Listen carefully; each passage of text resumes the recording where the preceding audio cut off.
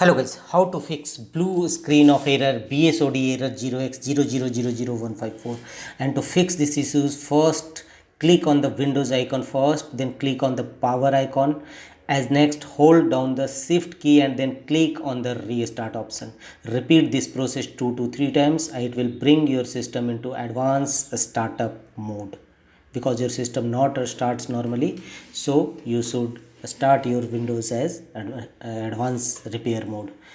Automatic repair windows will appear on your screen. Your PC did not start correctly, so here choose the option advanced startups, advanced repair. Here choose an option troubleshoot, advanced options, and choose startup settings. Here choose restart and wait for some times. It will appear with an options, and choose F4 key to choose safe mode. Your Windows will now boot into safe mode. Open device manager and go to your problematic drivers, right click on it and choose update driver software. Click on search automatically for update driver software and it will update your driver accordingly. The next workaround is open run command box by pressing Windows plus R shortcut key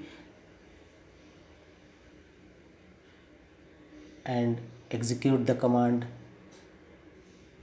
to open Windows memory diagnostic tool, and here choose restart now and check for problems. It will repair your hardware Windows memory related any issues, and it will resolve accordingly the issue of blue screen of death BSOD error.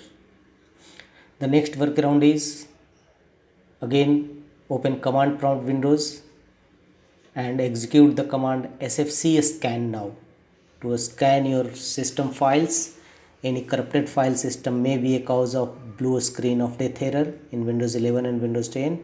Execute the command sfc scan now. Wait for some times. It will take time to scanning your entire system for corrupted file.